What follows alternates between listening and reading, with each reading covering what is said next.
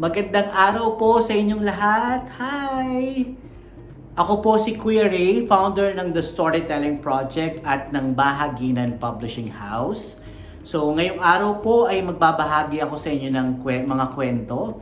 At unang-una nagpapasalamat ako sa Early Childhood Development Council sa pag-imbita sa akin para pagkwento sa inyong lahat. Okay. Actually, narito po ako sa eskwelahan ng aking mga anak sa Creative Learning Paths. Maraming salamat po at pinahinutulutan niyo ako na magbahagi ng kwento rito. At ngayon, bago tayo magsimula sa ating kwentuhan, meron muna akong ituturong kanta sa inyo. Sige, ipakita nga natin ang ating mga kamay. Ganyan. Show me your two hands and wiggle, wiggle, wiggle, wiggle. At tapikin natin ang ating mga hita. Ayan. Hawakan ang ating mga ulo. Tapikin ulit ang ating mga hita. Hawakan ang ating mga tiyan. Ayan. Tapikin ulit ang ating mga hita. At paggalawin ang mga tuhod. Ayan. Tapos itaas ang dalawang kamay at yuyuko tayo. Isa, dalawa, at sabay-sabay nating sasabihin, welcoming the day with a happy heart. Ayan, happy heart. Yan. Okay, so review ulit natin. Tap ng mga hita. Ulo. Tap. Wiggle your fingers. Nakalimutan ata natin ito kanina. Tap again. And hold your tummy. Tapos tap again. And wiggle your knees. Tapos taas ang mga kamay. At yuyuko tayo. Isa, dalawa, at sabay-sabay nating sasabihin, welcoming the day with a happy heart. Ayan. So, ngayon lalagyan naman po natin ng musika. Tap.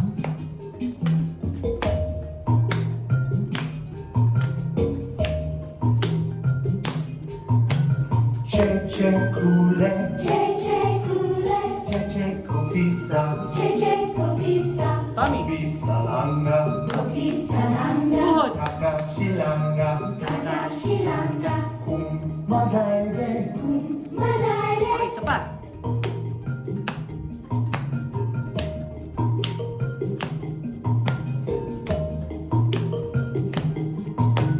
cheche kule, cheche kule, cheche kofisa, cheche kofisa, Chan. kofisa langa, kofisa langa, Tuhod. kakashilanga, kakashilanga, kung madaire, madare, At sabay-sabay nating sasabihin, welcoming the day with a happy heart. Ayan. So magandang araw po sa inyong lahat. So espesyal ang ating kwentuhan ngayon kasi ang ibabahagi ko sa inyong kwento ay itong kwento na isinulat ko. Unang-una po pala, binabati ko lahat, Happy Children's Month. At pangalawa, ngayon ay pinagdiriwang natin ang National Play Advocacy Week. Napaka-importante ng paglalaro sa mga bata dahil nga, sabi nga play is the language of children. At isa rin dyan, ang pagkukwento ay isang paraan ng paglalaro. Ito ay imaginative play. Pag kinukwentuhan natin ang mga bata kung saan-saan nakapupunta ang kanilang imahinasyon. At yun ang pamagat ng ating kwento. Ang pamagat ng ating kwento ay saan-saan. Ito ay kwento ko at kasama ko rito si Russell Molina at buwitang ang ilustrador ng kabataan. Ito ay mula sa aming publishing house, Bahaginan Publishing House. Okay, handa na bang makinig? Handa na makinig? Okay, sige. Vroom! Taka-taka-taka-tak! Vroom! Vroom! Tara na, Hiraya! Sakay na tayo sa space jeep! Saan na naman tayo pupunta, Kuya Likha? Basta! Bilis! Akong bahala! Kung saan-saan na kami nakapunta ni Kuya sakay ng space jeep. Nung Lunes ay inikot namin ang kalawakan. Patalon-talon kami sa mga planeta. May kulay abo, kulay dilaw, kulay kahel, kulay puti, may berde, may bughaw, may pula, at kayumanggi. Init! Teka, bakit parang umiinit? Nako! Ikot! Hiyaw ni Kuya. lumalapit na pala kami sa araw. Paano ba tayo makakabalik? Ang tanong ko. Hanapin mo lang ang kulay ng ating mundo, sabi ni Kuya. Nakikita mo ba? Nung Martes naman ay lumapag kami sa lugar na puro yelo. Sari-sari at kakaibang mga hayop ang nakita namin dito. Brrrr, bakit ang puti ng oso at ang brrrr, balyenang may sungay sa ulo? Di ako sinagot ni Kuya, gumagawa na pala ng halo-halo. Nung Miyerkules naman ay sa gubat kami dumaan. Dito na tayo magmerienda. Pinatay ni Kuya ang makina. Ang daming prutas na pwedeng pitasin. Ang sasarap, ang tatamis, at ang sasayang kainin. Alam mo ba ang mga prutas na ito? Di ako agad nakasagot dahil puno pa ang bibig ko. Nung Huwebes ay nagulat ako. Lumulutang pala ang space jeep sa dagat. Habang nakahiga ako sa bubong nito, si Kuya naman ay lumalangoy-langoy. Ayun, may pugita, ang turo ko. Dito naman, may pating, sagot ni Kuya. Hindi, sandali. Bakunawa! Brum! Tak, brum, brum! Nung Biyernes ay nakahanda na ang space jeep. Mga bata, matulog na. Gabi na. Ibaba na muna ang mga libro at bukas na magbasa. Opo, opo. Alin libro kaya ang babasahin namin bukas? Saan na naman kaya kami makakapunta? Tulog na tayo, Hiraya. Napangiti ako at unti-unting isinara ang libro. Ayan, at dyan nagtatapos ang ating kwento. So mga bata, saan pumunta sina Likha at Hiraya? Pwede nyo bang i-comment sa baba? Ipa-comment nyo sa inyong nanay at tatay. Yan. Saan sila pumunta? At sila ay naglakbay mula Lunes, Martes, Miyerkules, Biyernes, Huwebes, Biyernes. Ayan. At dito sa ating libro, pwede nyo ipagpatuloy ang inyong paglalakbay ng Sabado at Linggo. Ayan, sige. Ang mga pinuntahan nilang mga lugar, tingnan niya natin. Ayan, may pumunta sila sa outer space. Nakita nila ang iba't ibang planeta. At pumunta rin sila sa isang malamig na lugar na puro yelo. At pumunta rin sila saan pa sila pumunta? Sa gubat. Ayan, pumunta sila sa gubat. At sa maraming mga prutas doon na nakita. Mga bata, ano ang mga prutas na mga nakita nila? Ayan, tama. Merong rambutan, merong mangga, may saging, at marami pang iba. At pumunta rin sila sa dagat. Ayan, at marami rin sila nakita. May balyena, merong pagong, at iba't ibang uri ng hayop. Ayan. Meron sila nakitang malaking pugita at isang kakaibang nilalang, isang bakunawa. Ayan. Yan po ang ating kwento. At mga bata, kagaya nila Likha at Hiraya, pwede kayong magpunta kung saan-saan. At ang sekreto, tayo ay magbabasa gabi-gabi. So pwede kayong magpakwento kina nanay at tatay. Katulad nila Likha at Hiraya, bago sila matulog, sila ay nagbabasa ng mga kwento. Para sila ay mapunta kung saan-saan. So yan ang ating kwento. So para po sa mga magulang na nanonood ngayon, ang kwento pong ito ay pwede natin ibahagi sa mga bata. Ang layunin po namin dito ay maging katuwang ito sa pagbuo ng reading habit ng mga bata. Katulad ng mga, kung mapapansin nyo po, days of the week din po siya. Mula Lunes hanggang Biyernes, tapos Sabado at Linggo, pwede lang i-drawing ang kanilang gustong i-drawing. So, pwede po, pwede nating i-remind yung mga bata na pwede nating tanungin, mga bata, bago matulog, ano ang pwede nating gawin?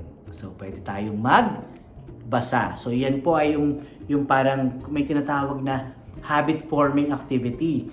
So, ang cue lagi sa mga bata ay bago sila matulog, pwede silang magkaroon ng adventure sa pamamagitan ng pagbabasa ng aklat. O kaya, kukwentuhan ninyo. Ayan. So, may bonus tayong story. Isang draw and tell. Ang kailangan lang natin ay meron tayong marker at meron tayong whiteboard. Ayan. Sige. So, magkukwento na ulit ako. Ang kwento natin, dahil Sabado at Linggo, gusto kong ipagpatuloy ang aming paglalakbay katulad ni Likha at Hiraya. Kaya nung ako'y isang umaga ng Sabado, sinabi ko sa aking nanay, "Nanay, pwede ba akong pumunta sa aking kaibigan na si Dakila? Siya ay taga rito lang, malapit sa atin." So tinawagin ko si Dakila, "Dakila, punta tayo sa parke." Sabi ko sa kanya, "Punta tayo sa parke at maglaro tayo roon, tayo ay mag-adventure at magkita tayo doon sa bench, sa upuan kung saan tayo madalas magkita." At kami ay pumunta sa parke doon sa upuan kung saan kami madalas magkita ni Dakila. At pagpunta namin doon, nakita namin ang aming dalawang kaibigang sina Isla at si Alon. Ayan, nandun sila nakaupo at sabi namin, "Alon at Isla, tara, tayo ay mag-adventure." At kami ay naglakad doon sa may lawa, sa may park, at kami umikot at naglakad at nag-adventure. At nung kami ay tumingin doon sa lawa, nakita namin na merong isang malaking troso o kahoy na naiwan doon, na bumagsak. Isang malaking troso. At nakita rin namin, marami rin kaming nakitang mga isda doon sa lawa. At kami tumigil ni Dakila at tinawag din namin ang aming mga kaibigan, "Alon, punta kayo rito kasi maraming mga isdang makikita." At nakita rin namin, meron pang 2 bata na tinitingnan din ang mga isda. Ano kaya ang aming rin na buo? Nakita, isang ladybug. Ayan. Okay. So yan ang isa sa mga kwento. Yan. Gusto niyo pa ba ng kwento? Kaya pa? O sige, isa pang draw and tell. Yan, isa pang draw and tell. Okay. Ang sumunod nating kwento ay tungkol sa aking alagang asong si Bingo. Ayan. So isang araw, paggising ko sa umaga, hinanap ko agad ang aking alagang si Bingo. Pwede niyo ba akong tulungan? Sabihin natin, "Bingo! Nasaan ka, Bingo?" Ulitin natin. Pero wala si Bingo. Kaya lumabas ako ng aming bahay at sa aking paglalakad ay nakasagi ako ng isang puno na merong bahay pukyutan. Ano ang makikita natin sa bahay pukyutan? Ang tunog nito ay bzzz. Tama, bubuyog. Hinabol ako ng mga bubuyog. Ako'y tumakbo ng tumakbo ng tumakbo hanggang sa nakakita ako ng lawa at ako ay tumalon doon sa lawa. At nung wala na ang mga bubuyog, ako'y umahon ulit at ako'y naglakad, hanapin, tawagin ulit natin si Bingo. Sabihin natin, Bingo! Nasaan ka, Bingo? Pero wala pa rin. Kaya naglakad ako ng naglakad hanggang sa nakita ako ng isang burol at dun sa burol ay merong 2 bahay. At kumatok ako sa unang bahay, tok, tok, tok, tok, Bingo! Nasaan ka, Bingo? Pero wala pa rin, kaya kumatok ako dun sa pangalawang bahay. Tok, tok, tok, Bingo! Nasaan ka, Bingo? Pero wala pa rin, kaya bumalik na lang ako ng aming bahay. At pagbalik ko ng aming bahay, pagbukas ko ng aming pintuan, nakita ko ang aking alagang si Bingo! Ayan! Yan ang ating mga kwento. So, mga magulang, napakadali po ng draw and tell, ano? Pwede nyong gayahin yung aking ginawa kasi kahit po hindi tayo ganun kagaling mag-drawing katulad ni Kuya Ray, okay lang po yun. Basta makita natin na nagiging itsurang aso o kaya ladybug. Sabi nga, sa storytelling, believe in what you imagine. Okay. So muli po, isang paalala mula kay Kuya Ray. Ang layunin po ng aming grupo at personal advokasya, kwentuhan po natin ang ating mga anak araw-araw. Ito po yung makakatulong sa kanila para sila ay maging handa sa eskwelahan, maging handa sa pagbabasa. Dahil pag ang bata ay nababasahan ng kwento, mas lumalawak yung kanyang imahinasyon at siya ay na-expose sa mga salita. Marami siyang salitang natututuhan. At kapag ito'y narinig niya sa mga kwento at ito'y pinag-aralan sa school, kunwari sa kwento may narinig siyang aso at nakita niya kung paano binibigkas at paano sinusulat ang aso dun sa kwento. Tapos ito'y narinig niya sa kanyang teacher, mas madali niyang maiintindihan ang mga salita. Sabi nga ng aming kaibigang guro, kapag ang bata ay nakikinig ng kwento, gusto niyang magtanong tungkol sa kwento. At kung gusto niyang magtanong doon sa kwento, gusto niya rin itong iguhit. I-drawing niya. Mga bata mahilig sa drawing. At gusto niya rin itong isulat. Ayan. So, napaka-importante po ng pagkukwento sa mga bata para itong isang laro sa kanila. At kung meron tayong mga ipapaliwanag ng mga bagay na para sa mga bata, pwede nating daan sa mga kwento. Dahil ang kwento po ay nakakatulong sa pagpapaliwanag. Sabi nga, stories help children make sense of the world. Sa pamamagitan ng kwento ay natututuhan ng mga bata, naiintindihan ng mga bata yung nangyayari sa kanyang sarili, nangyayari sa kanyang kapaligiran. Okay? So, yan po muna ang ating kwentuhan ngayong araw na ito. Muli, nagpapasalamat po ako sa Council for inviting Kuya Ray sa ating kwentuhan. At muli, mga magulang, paalala natin, basahan natin araw-araw ang ating mga anak. Paalam!